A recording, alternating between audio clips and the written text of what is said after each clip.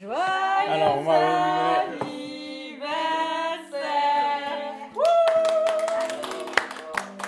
Fais un vœu, papa.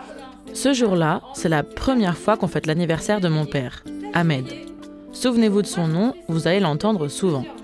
Merci. C'est beau. Donc voici ton On va essayer. premier anniversaire. Comme beaucoup d'immigrés marocains, il ne connaît pas sa date de naissance. Mieux vaut tard que jamais. T'as quel âge? Normalement, c'est 70 ans d'après les... Ouais, bravo. Mon père s'en est accommodé pendant, disons, 70 ans, mais je crois que cette année, c'est l'année de trop. Papa t'es né quand? Un documentaire d'Anissa Rami, réalisé par Samuel Hirsch.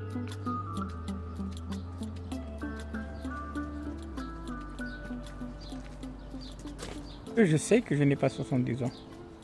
C'est un pressentiment. Quand je vois les gens de 70 ans, ils sont abîmés. Et moi, j'ai les cheveux blonds, mais il y a la peinture. Je peux mettre de la peinture comme ça, mais parce que mon visage n'a pas de rides. Ça, c'est beau.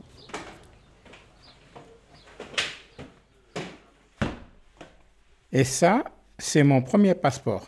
J'étais beau. La seule chose que je vois, j'ai une petite lèvre en bas qui est basse, qui me plaît beaucoup. Je ne sais pas s'il plaît à ma femme.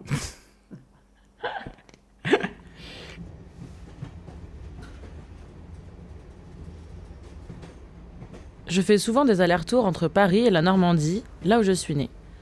Mes parents se sont rencontrés à Angers, mais c'est ici qu'ils ont décidé de s'installer. Et si je vais là-bas, ce jour-là, c'est parce que j'ai pris une décision. En tant que fille et en tant que journaliste, je vais faire une enquête et je vais retrouver la vraie date de naissance de mon père. Comme d'habitude, c'est ma mère Brigitte et mon frère Samir qui viennent me chercher à la gare.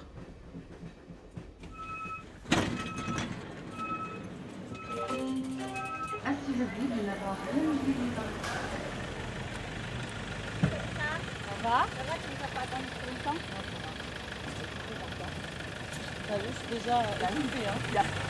Tu les as noircis en plus? Bah, j'ai coupé les pointes, donc du coup c'était les pointes qui étaient... Qui étaient plus clairs. Ouais. Ah, c'est drôle. T'as vu? Et c'est ma couleur naturelle, elle est comme ça en fait. Ouais. Ah non, ça va? Ça va, chouchou? Papa? Salut. Moi, je t'attendais.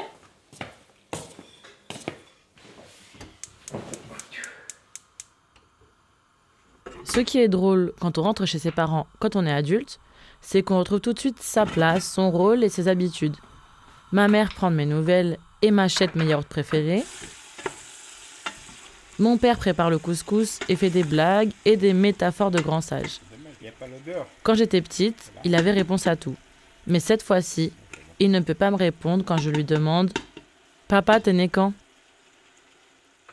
J'ai 3 dates de naissance. La première, c'est celle que j'ai ramenée avec moi du Maroc, 31-12-1953. La deuxième, c'est ce que la police m'a donné, 1-1-1953. Et la troisième, c'est ce que la caisse primaire d'assurance maladie m'a donné, 12-12-1953. C'est les flics qui ont déterminé mon âge. Mais de quel droit? Quand tu dis les flics, c'est qui? Mais les flics, au début, quand on est arrivé en France, nos rapports, c'est avec les flics, ça veut dire ceux qui s'occupent de l'immigration. J'étais immigré. Quand tu demandes la nationalité française, on te l'accorde ou on ne te l'accorde pas. Moi, on me l'a accordé. Ils te donnent un passeport, une carte d'identité, et c'est là où j'ai découvert que je suis né le 1-1-1953. Libérer les détenus, ceux qui sont en prison, libérer nos amis, ceux qui sont en prison. C'est dans les chants révolutionnaires, on dit libérer les détenus, ceux qui sont en prison. Moi, je n'ai pas d'anniversaire. C'est comme un train qui marche, il a des rails et puis il roule. Il va de A à B, mais il ne sait pas combien de kilomètres il a fait. C'est moi. Voilà. Libérer les fleurs. Comme la communication n'est pas la première qualité de mon père, Ma mère aussi n'a pas compris tout de suite. Je pense qu'il s'est passé plein de mois ou d'années où moi je croyais que c'était 31-12-53. Et c'est en fait un jour peut-être que j'ai voulu dire tiens, est-ce qu'on va fêter ton anniversaire ou mais de toute façon ça c'est la date, elle est comme ça. On déclarait pas systématiquement les enfants à l'époque où je suis née. Et du coup c'est une date administrative. Dès que j'ai vu la maman d'Ahmed, je lui ai demandé à quel moment elle avait accouché Et c'est là que quand elle m'a dit qu'elle avait accouché l'été, je me suis dit, c'est quand même pas normal que tu aies une date de naissance comme ça au mois de décembre. Ça fait plus de 40 ans que vous vous connaissez et vous avez jamais fêté son anniversaire. Voilà, c'est ça. Et puis on n'a jamais fêté notre anniversaire de mariage. Moi, je m'adapte. Mon père fait partie de ceux et celles qu'on appelle les 01. Ces milliers d'immigrés qui sont venus en France sans connaître leur date de naissance, faute d'état civil. Et à qui l'administration française a arbitrairement attribué celle du 1er janvier ou du 31 décembre. Je vais trouver ma date de naissance. Ce sera ma date de naissance, mais elle ne sera dans aucun papier, mais ce sera dans ma tête à moi. J'ai mon passeport marocain, je le garde, c'est une partie de moi-même, parce qu'il indique en arabe d'où je viens, Rami Ahmed, Mamlaka al-Maghribiya, Royaume du Maroc. J'ai un blouson noir, j'ai un pull rayé et une chemise blanche. Mon père il s'appelle Houman, ma mère s'appelle Yamna. J'ai 2 filles et 2 garçons. Et apparemment, ils connaissent leur date de naissance. Pour la première fois, j'ai pris conscience que ça compte pour moi pour éviter que quelqu'un me donne une date comme ça, à sa guise. En fait, ce que je comprends au fur et à mesure, c'est que ce qui compte vraiment pour mon père, c'est l'histoire que lui a racontée sa mère. Elle ne lui a parlé d'aucune date. Elle, son repère, c'est un événement marquant. Elle se souvient qu'il est né après le passage du sultan Mohamed V dans son village. J'ai posé la question à ma mère qui m'a répété quand le roi est passé. On est monté à la route principale pour l'applaudir. À ce moment-là, j'étais enceinte. 6 jours après, tu es né. Maintenant, ça pose une question. Donc moi, je ne suis pas né en 53, je suis né en 55. Voilà, cette date-là, elle est restée dans ma tête. Et je voulais à tout prix arriver à trouver ce jour-là, depuis que j'ai entendu ça, à quelle date le roi est passé devant chez nous, entre Fès et Meknès. De retour à Paris, je demande conseil à mon amie Zineb El Garbi. Elle est marocaine et doctorante en sciences sociales à l'EHESS. Quelques jours plus tard, elle me retrouve ce document. Là, on regarde une vidéo dans les archives de l'INA. Daté au 24 novembre 1955 dans des actualités françaises sur le retour de Sa Majesté le Sultan. C'est ici.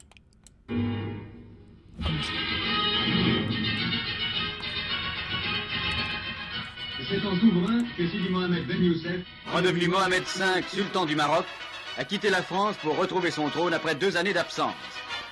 Accompagné de ses fils, le sultan a pris l'avion mis à sa disposition par le gouvernement français après avoir remercié le peuple français de son accueil et affirmé la continuité de l'amitié franco-marocaine.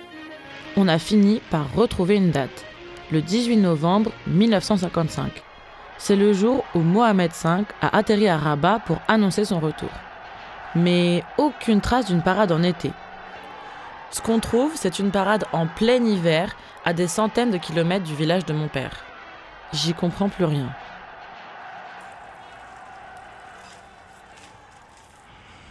Voilà, c'est magnifique. Vas-y. Ah ouais, ils sont trop bons. Waouh. T'as vu? C'est exactement la même que celle-là. Pour que d'autres arrivent, il faut que tu enlèves ça. Mais toi, comment tu faisais pour savoir que tu avais 1 an de plus? Comment tu comptais les années? Mais je ne compte pas les années. Mais moi, je n'ai jamais eu d'anniversaire. Pour nous, à la campagne, l'année n'a pas d'importance. Par contre, les saisons, oui. Parce qu'ils ne vont pas semer le blé par rapport à l'année. Ils vont le semer par rapport aux saisons. C'est l'hiver, c'est la semence des blés, c'est l'automne, c'est le carmos, tu vois, les figues. En fin de compte, notre vie était conditionnée par les saisons et non pas par les années. Je suis un fils de campagnard, un fils de paysan. Et je suis né dans la campagne. J'adore le jardinage parce que tu fais des choses et tu les vois vivre. C'est comme tu fabriques des gamins. Les enfants arrivent à un certain âge, ils partent. Tu es parti. Mais on te voit de temps en temps. Les arbres, ils sont là, on les voit tous les temps. Tous les matins, on se lève. Et en même temps, on les entretient. Moi, je suis marié avec la terre. Et avec Brigitte aussi. Quand même. La première fois que vous êtes allés au Maroc ensemble, en tant que couple, mais il n'arrivait pas à se souvenir. Il a dit, tu demanderas à ta mère. Oh, c'est pas possible. On s'est connus le 9 février, pendant une boum d'étudiants. Le 14 février, c'était la Saint-Valentin. Et le 15 février, c'était mon anniversaire. Donc déjà, là, entre le 9 et le 15, on est restés ensemble dès la première fois. Et donc, moi, j'étais à l'école d'infirmière, enfin, en tout cas, la première année. Mes vacances d'été, on est partis ensemble au Maroc. Il avait l'habitude de partir avec des amis, et moi, je l'en connaissais aussi. Donc, on est partis avec nos amis au Maroc. Moi, quand j'ai rencontré Ahmed, évidemment, j'étais amoureuse de lui seulement puisque je l'ai connu tout seul. C'était un coup de foudre tous les deux. Mais en même temps, après, quand j'ai connu sa famille, comme dirait Céline Dion, je suis tombée en amour de sa famille parce que une famille très aimante, ce que j'avais pas. Voilà, c'est ça. Ça va aller, maman. Ça va aller. Tu vas me faire pleurer, moi aussi, là. Pourquoi tu penses qu'il cherche sa date de naissance? Il essaye de se prouver qu'il est plus jeune. Depuis un petit moment. À l'observer, à l'entendre, je vois bien qu'il a du mal à accepter de vieillir. On regarde la télévision, que ce soit un film ou des acteurs qui parlent, ou même un journaliste. À chaque fois, la première chose qu'il dit, oh là là, comment il est devenu. Je lui dis, à chaque fois, je lui dis, c'est normal, il vieillit, il est comme nous, on vieillit. Genre, la personne, il la trouve pas jolie. Alors, et moi, à chaque fois, je lui dis, c'est beau la vieillesse, c'est juste différent, mais la personne, elle est belle. Une phrase de Jacques Brel qui disait « Mourir, ce n'est rien, mais vieillir, c'est dur ». Si c'est 70 ans, en fin de compte, j'ai encore entre 10 ans et 15 ans pour quitter ce monde. Si c'est 65 ans, c'est me rendre justice qu'en fin de compte, je n'ai pas 70 ans. Je pense qu'on a un gène qui va plus loin. Parce que mon père, il est mort aux alentours de 110 ans. Lui, tu connais sa date de naissance? Non, je ne connais pas la date de naissance de mon père, mais quand il raconte les rois qu'il a connus, tu détermines, avec un écart de 5 ans, l'âge qu'il a. J'ai mon frère Al-Hajj à Angers. C'est mon grand frère, c'est le premier qui est venu en France avec un contrat pour devenir maçon. Il est en train de s'approcher de 95 ans. J'ai envie de profiter de ce gène-là. Chaque immigré a une histoire qui l'a poussé à venir en France. Certains sont venus pour travailler, étudier, rejoindre leur famille. D'autres pour fuir ou pour chercher un avenir meilleur. Mon père, lui, a rejoint son frère en France en 1975 et il a étudié. Beaucoup étudié. Économie, comptabilité, et il a même fait une thèse en sociologie. Mais derrière cette version officielle des études, il y a une autre raison à son départ que j'ignorais complètement.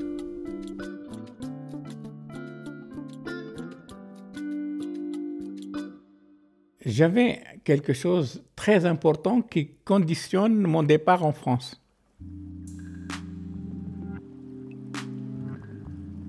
On va à la source le samedi, dimanche et pendant les vacances. Je me rappelle, c'était les vacances. Et ce jour-là, je suis descendu pour pêcher et j'ai lancé ma ligne et il y a une tortue.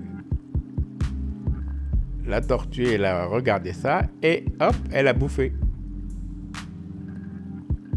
J'arrivais pas à l'enlever, tout ça. Donc, j'ai coupé la tête de la tortue, j'ai enlevé ma ligne, j'ai jeté la tortue et j'ai continué à pêcher.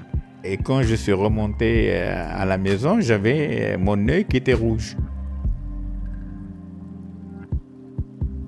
Le fait que je lui ai coupé la tête, tout ça, le type de la mosquée et a dit oui, c'est la tortue qui m'a jeté un sort. Donc j'ai gardé ce blond-là qui m'a suivi pendant toute ma vie. En tant qu'enfant qui faisait son adolescence et tout, il y a des gens qui sont méchants, qui m'appellent le borgne, d'autres qui se moquaient de moi tout le temps. Et moi, la France, c'était la libération. C'est ma mère, en fin de compte, à qui j'ai dit « je ne vais pas aller à Rabat parce que je n'ai pas de perspective pour réparer mon œil. Je dois aller en France. » Et c'est la première chose que j'ai fait dès que je suis arrivé en France. On m'a opéré et j'ai vu que je n'ai plus de blanc dans l'œil. La war, le borgne, je l'ai enlevé de ma vie. Je pense que c'est le jour le plus beau de ma vie. Ça, c'est la nouvelle naissance. La nouvelle naissance. Cette phrase de mon père me reste en tête. Il ne se souvient d'aucune date dans sa vie, ni le jour où il est arrivé en France, ni les anniversaires de ses enfants, ni son mariage. Pour lui, ce sont les événements qui comptent, pas les dates.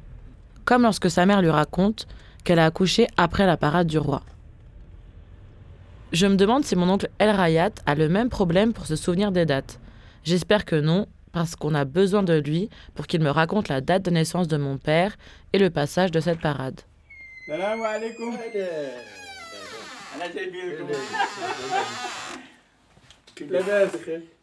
Ça va tonton? Oh là là. Ça va et toi? La baisse.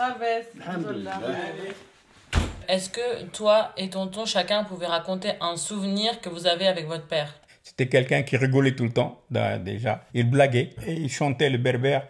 Et il avait toujours un poste radio branché sur les berbères. Louis, il écoute le radio là, toi tu parles, Louis, il n'est pas content. Il est pas chéri. Qu'est-ce que tu sais, toi, de ta date de naissance? Je pense pas. Je pense pas avoir. Quand il a voulu venir en France, là, effectivement, il fallait avoir une date de naissance. Toujours bien habillé, avec une longue barbe blanche parfaitement taillée, mon oncle n'a jamais rêvé de la France. À l'époque, c'est un ami qui l'incite à partir pour y travailler. Il est donc arrivé là un peu par hasard, en vendant sa jument pour se payer le voyage. Lui aussi, c'est un 01. Donc voilà, ça c'est l'état civil de mon frère. Tu veux voir sa photo? Ah, tonton. C'est un motard, les motards. Je te reconnais pas. Mais il n'y a pas sa date de naissance à lui, c'est bizarre ça. Non, ils n'ont pas mis. لا كل شيء راه عنده تمت. Alors, تاريخ الازدياد. Ah non, si. C'est écrit quoi? 1352. Vous entendez ce silence? Né en 1352. Alors là, je m'y attendais pas. Parce que la date musulmane et la date française, ils ont à peu près 600 ans de différence entre les deux. Et mon père qui en rajoute une couche. On n'est pas à 600 ans près. Là, franchement, tout le monde est de plus en plus perdu dans la chronologie de cette histoire. C'est bizarre. Bon, en fait, cette date vient du calendrier de l'Hégire, c'est-à-dire de l'exil. Le calendrier musulman ne commence pas à la date de naissance du prophète, comme dans le calendrier chrétien à la naissance de Jésus. Il commence après la fuite du prophète Mohammed vers la Mecque. L'exil comme nouvelle naissance. Tu t'en souviens, toi, du moment où le roi il est passé? Ouais, il se rappelle bien de ce passage-là, mais il ne sait pas à quelle date. Ça veut dire qu'il y avait l'herbe et il y avait de la chaleur. Donc, en fin de compte, c'est la période Mai, juin, juillet. Moi, j'ai avec le roi qui l'a passé dans la voiture. Il fait les mains comme ça pour tout le monde, là. Mais il marche doucement. Et papa, il était né ou il était pas né encore? Ah, voilà. Petit, oui, mais je ne me rappelle pas. Ça, c'est dans le temps. Hein, et encore, le cerveau, il n'est pas comme là-bas. C'est pas pareil. Hein. À force de remuer ses souvenirs avec son frère, le lendemain, au petit déjeuner, je vois que mon père est silencieux et pensif. D'accord, il n'est pas du matin, mais là, il a l'air d'avoir vraiment très mal dormi. Je lui demande si tout va bien. Dans cette recherche de date de naissance, tout remonte dans mon esprit, tous des souvenirs qui arrivent. De plus en plus, je réfléchis. Je pense que je suis né plutôt dans les années 51, 52 que 53. Alors, pourquoi? La photo de classe que j'ai, c'est une photo de 1955. 55, 53, ça veut dire que j'avais 2 ans. Eh bien, c'est pas possible, il y a un problème. Il y a un problème sérieux. Ok, donc moi je fouille des archives, je fais des recherches pour savoir si mon père est né en 55, et là j'apprends que depuis le début, il a une photo de classe qui date de 1955, et qu'il ne m'en a jamais parlé. En fait, cette photo, il l'a perdue, mais ça, je vous en reparlerai plus tard. Je ne peux pas rentrer à l'école à 2 ans. On rentre à l'école à 6 ans ou à 7 ans. Donc les petits sont assis en bas, les moyens au milieu et les grands à l'arrière. Et moi, j'étais donc parmi les petits en bas. La deuxième chose, c'est quand j'étais hospitalisé pour mon œil à l'hôpital de Fès. Comme il n'y avait pas un hôpital pour les enfants, on me mettait avec les grands. Il y avait un bonhomme qui était un vieux connard. Je pense qu'il était pédophile, ça c'est sûr. Et qui voulait jouer avec moi. Et alors moi, pour m'échapper, je passais sous le lit et il ne peut pas m'attraper. Donc j'étais petit. Si je passe sous le lit, ça veut dire que j'étais petit. En fin de compte, ça... Maintenant, j'ai mal à la gorge. Tu veux de l'eau? Oui. Cette quête fait remonter des souvenirs d'enfance, les bons comme les mauvais. Et moi, j'apprends plein de choses que je ne savais pas. Mais ce que je me dis surtout, c'est qu'avec l'apparition de cette photo de classe, c'est impossible qu'il soit né à la date dont parle sa mère, après le retour du roi Mohamed V. Je ne sais pas comment l'expliquer. Je ne pense pas que ma mère a fait... Mais ma mère, elle était très consciente. Elle était plus rationnelle que mon père. Ce matin, quand tu t'es réveillé, tu t'es dit « Oh là là, finalement, je suis peut-être plus vieux que je ne pense. » Pour moi, l'âge n'a pas d'importance. C'est la recherche de ton origine. C'est chercher quand je suis né. C'est même pas quand, le jour, ou la date et l'heure, mais au moins l'année où je suis né. Pour retrouver sa vraie date de naissance, mon père fait face à un dilemme. Rester fidèle au récit de sa mère ou accepter le souvenir de cette photo de classe. Pour trouver des réponses à nos questions, on décide d'aller tous ensemble au Maroc. Sur place, dans le village natal de mon père, les souvenirs vont peut-être se remettre en ordre.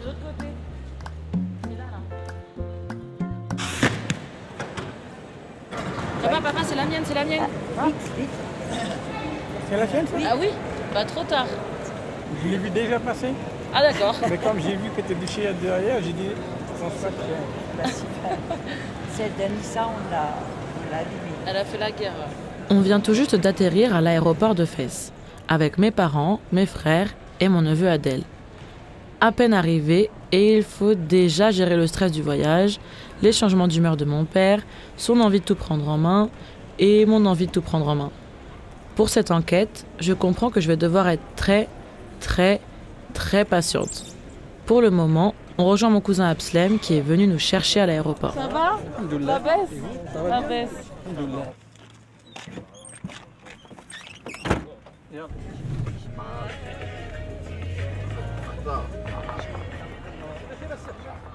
Depuis que je suis petite, j'ai passé presque tous mes étés ici, à Meia, au nord du Maroc, pile entre Meknès et Fès.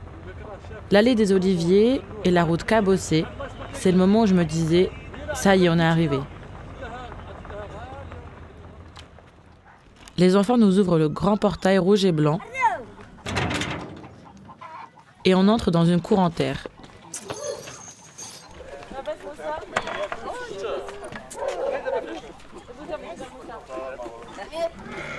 Les poules se baladent entre les figuiers, le linge étendu, les moutons et le four à pain, pendant que mes petits cousins courent sur le carrelage de la maison.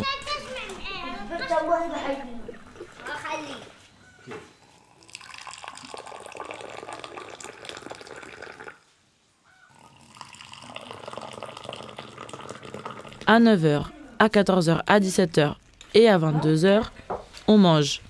Donc c'est sûrement le premier mot que j'ai appris en marocain. Cool.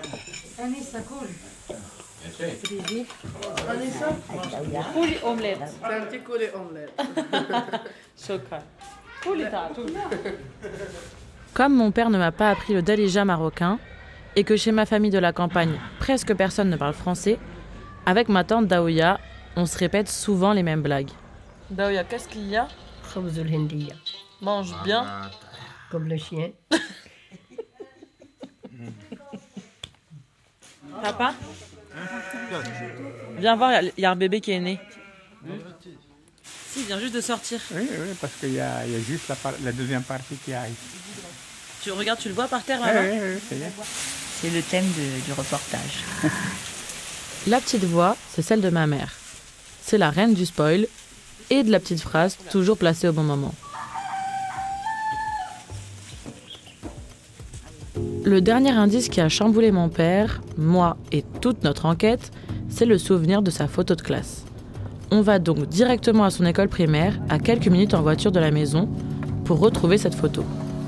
Mon père, comme à son habitude, n'y croit pas, mais s'il ne l'avait pas perdue, on n'en serait pas là, donc je le motive un peu, et c'est parti.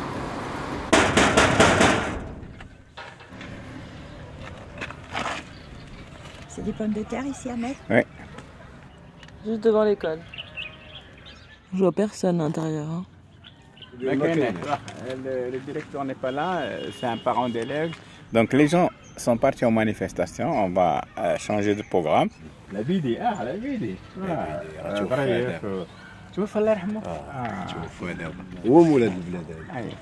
Son père, il était avec moi, il était jeune exactement, et il est mort. Tous les gens avec qui j'étais à l'école, ils sont morts. Il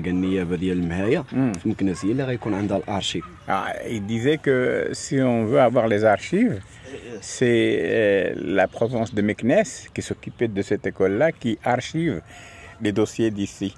On va aller leur demander s'ils ont des restes des archives de l'école du Maya au moment où nous on était là. Oui, c'est possible, s'il y en a une chance.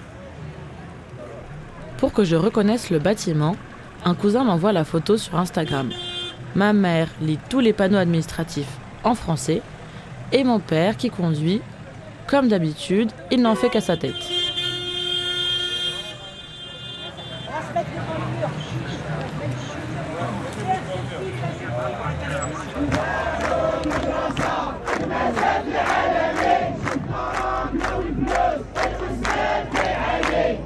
On n'avait pas compris, mais en fait, c'est une grève nationale. Du coup, on tombe sur une manifestation des enseignants qui bloque le portail des archives. Décidément, impossible de mettre la main sur cette photo. Mon père a peur de la répression. Il ne veut pas que je sorte le micro. Et c'est le moment qu'il choisit pour me raconter ses années de militant politique. Moi, j'appartenais à ILM en avant, organisation marxiste-léniniste. Le mouvement étudiant au Maroc, les années 68, il y a énormément de gens qui sont morts, d'étudiants qui sont morts, tués par la police, exilés, mis en prison. Tous les lycées sortent et on se retrouve dans la rue. Sur les banderoles, il y avait Houmafin, Houmafim, ou Latchab al-Martoufin. Où sont-ils les enfants du peuple marocain qu'on a kidnappés? Mais on n'a jamais dit le régime abat le régime, non. On dit la liberté, la liberté, la liberté, c'est tout. J'allais dans les manifestations, mais j'étais très discret. je savais que moi, mon avenir n'est pas au Maroc.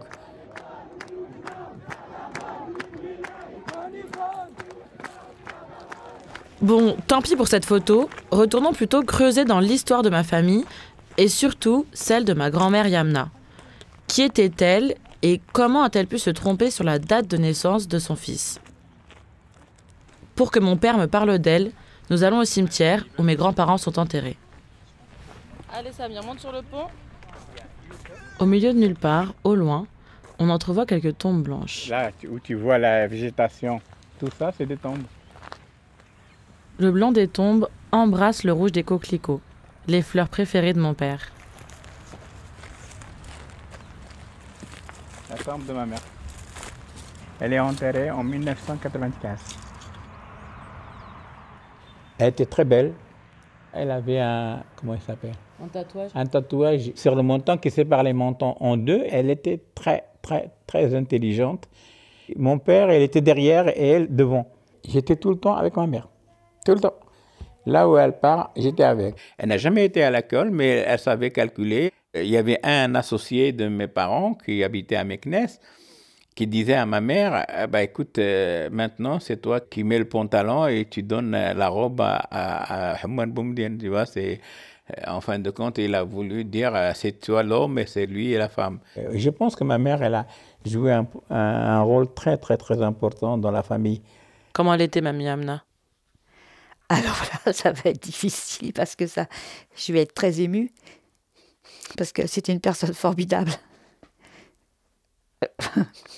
Elle faisait tout pour tout le monde. Dynamique, même si moi je l'ai connue, elle commençait un peu plus âgée, mais quand même, elle faisait plein de choses et surtout toujours très souriante. D'ailleurs, son mari aussi. J'ai fait la cuisine un petit peu avec elle et il y a des choses dont je me rappelle encore tellement je l'aimais. Elle, c'était vraiment comme tout ce que j'ai pas eu par ma maman. C'est pas facile à expliquer parce que c'est de l'émotion. Et pourquoi ça t'émeut comme ça d'en parler? Parce que c'est difficile d'avoir perdu quelqu'un qu'on aime beaucoup.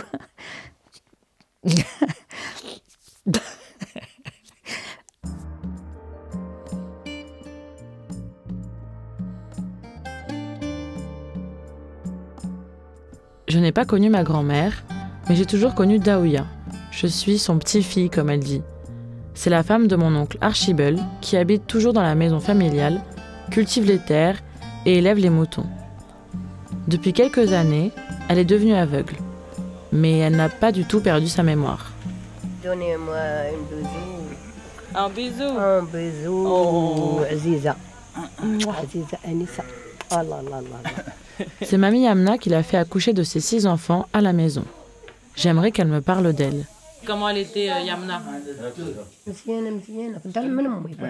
Elle était mieux que sa mère. Quand elle pense à elle, elle a envie de pleurer. Elle est déjà fatiguée. Mais non, mais alors demande-lui si elle est fatiguée pour parler. Elle parle pas à sa place. Le sujet de ma grand-mère est sensible. Les souvenirs sont douloureux. Hors enregistrement, les hommes de la famille disent qu'un jour elle a mangé une plante qui l'a rendue folle. Mais les femmes de la famille, elles, se sont transmis l'histoire de ma grand-mère de génération en génération. Elles disent qu'elle est devenue folle parce qu'elle a perdu beaucoup d'enfants. Pendant cette période, mon père était encore petit, mais les souvenirs sont toujours vifs. Ces moments-là, c'est vrai que ça restait gravé dans mon esprit. Je pense tout le temps. Elle criait, elle tombait par terre, elle frappait les gens. Je me rappelle très très bien. C'est les enfants qui passaient devant la maison et disaient oh, la folle, et elle sort et elle courait derrière les enfants. Ma tante Khadija raconte qu'elle a vu ma grand-mère enterrer seule son enfant mort dans le jardin, les mains pleines de sang. Elle raconte aussi qu'à cette période, mamie Yamna a essayé de l'ébouillanter. Même si elles sont racontées avec beaucoup de détachement, les histoires que je découvre sont de plus en plus dures à entendre. Dans notre maison, on avait une grande chambre où mes parents dormaient, c'est la chambre en bas. Et c'est là où ils ont enfermé ma mère dans cette chambre-là. Quand je rentre dans la chambre avec elle, je me mets à côté d'elle, elle me prend dans ses bras et tout ça, mais c'est les gens qui n'ont rien compris. C'est par rapport au village, c'est quelqu'un qui est devenu dangereux. Mon père et son frère, qui est mon oncle, ils ont dit, ben, ça y est, il était folle, il fallait s'en séparer. La dernière où j'ai assisté, c'est quand ils ont donné le couteau à mon frère Lassène. Ils lui ont dit, mais écoute, vas-y, tu la tues.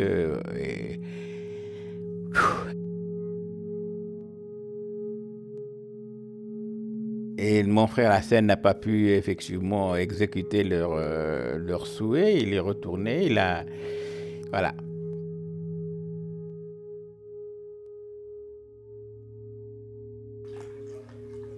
J'ai du mal à raccorder toutes ces histoires entre elles.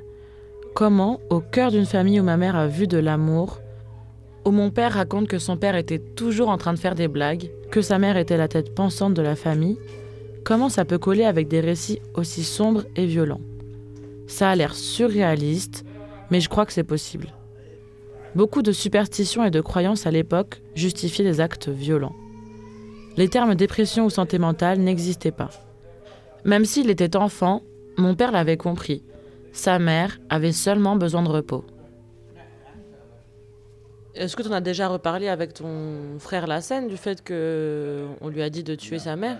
Je pense qu'il a rejeté tout ça. Et il ne veut pas, je pense, en parler.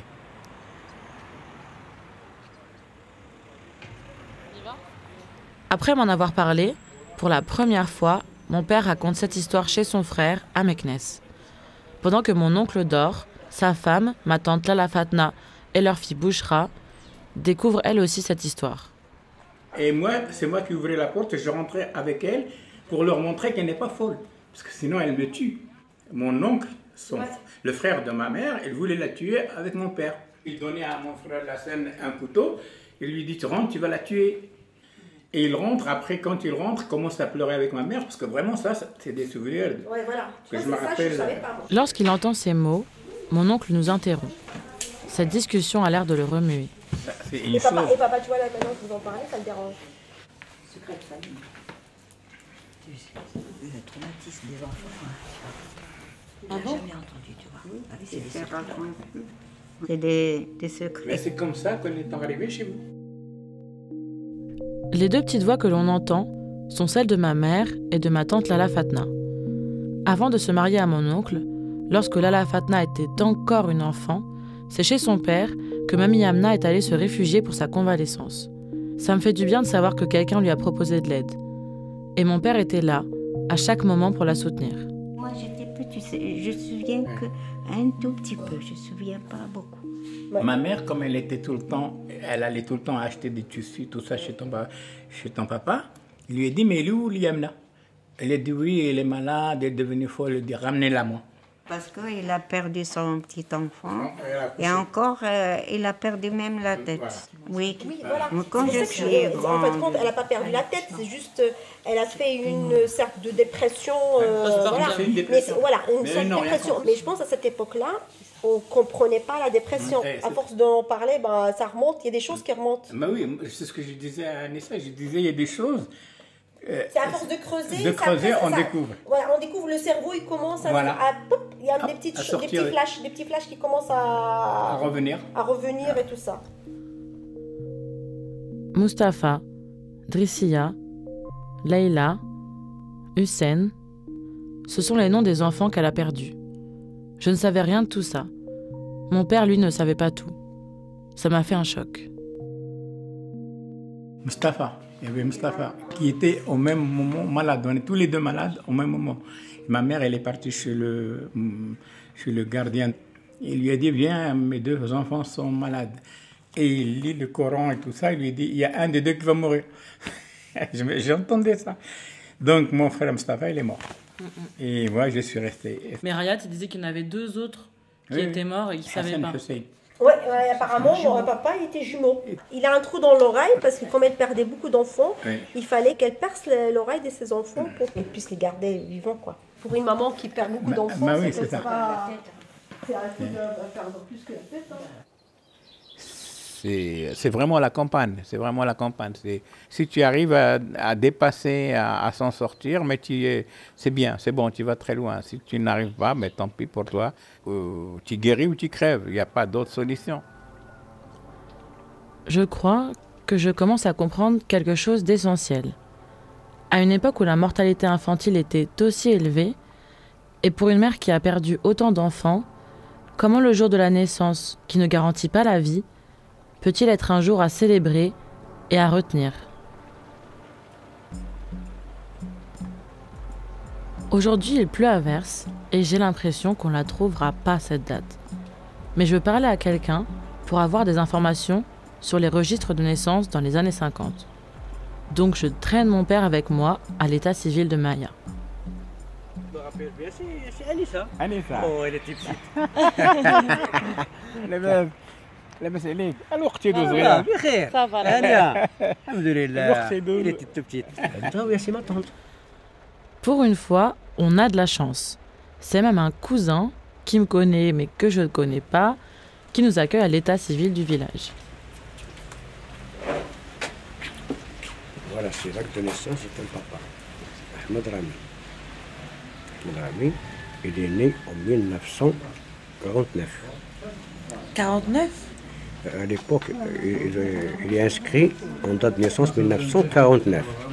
Voilà, c'est la copie intégrale. Il a trouvé, c'est ton acte de naissance. Oui, mais la date de naissance, c'est... Ton père, il a écrit que tu étais né en 1949. Mais on pensait que son père s'était trompé avec 1953 pour lui. On s'est dit, est-ce qu'il a fait une erreur? Une erreur. 1949. Peut-être c'est pas son papa qui a fait une erreur. Oui, c'est ça. Peut-être c'est le fonctionnaire qui est inscrit. Oui. Fait une erreur. Oui, ça arrive. Voilà. Shukran, merci beaucoup. Marhaba, avec plaisir. Marhaba. Shukran. Shukran, salama. Alors là, c'est le clou du spectacle. Mon père est né en 1949. Puis, sans que l'on sache pourquoi, il a été rajeuni quelque temps avant son départ en France. Et c'est cette date de 1953 qu'il a suivi toute sa vie. S'il y a bien une chose que j'ai appris, c'est que le jour de naissance, ici, n'est ni sacré, ni à célébrer, c'est un jour comme les autres. Alors pour éviter le service militaire, pour immigrer, pour faciliter des démarches administratives, tout est possible, et même changer de date de naissance.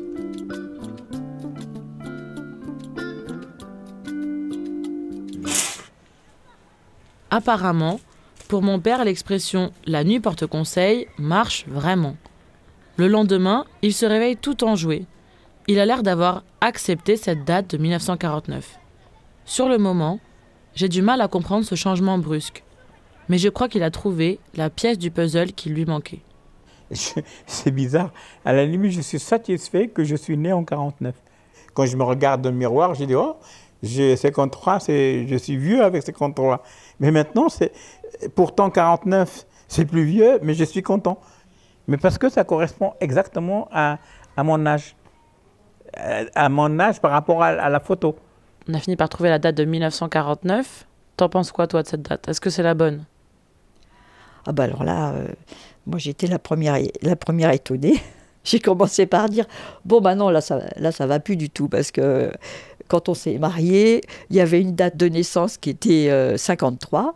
Et là, maintenant, tu es né en 49. Bah, quand même, je me suis fait avoir sur la marchandise.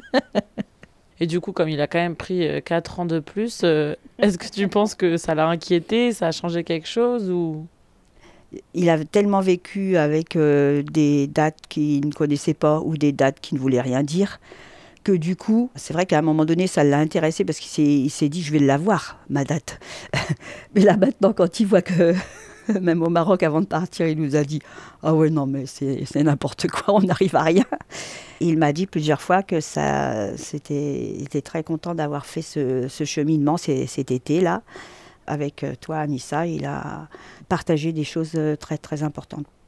Une secrétaire de la banque m'a dit « Mais quel âge as-tu » J'ai dit « J'ai 70 ans. » Elle m'a dit « Bah, vous ne le faites pas. » Maintenant, tu dis que tu as 70 ans, mais selon ta nouvelle date, tu as 74 ans même. Mais tu dis pas encore que tu as 74 ans aux gens. Non, mais moi, je veux vieillir en marchant, en réfléchissant, en pensant, en critiquant.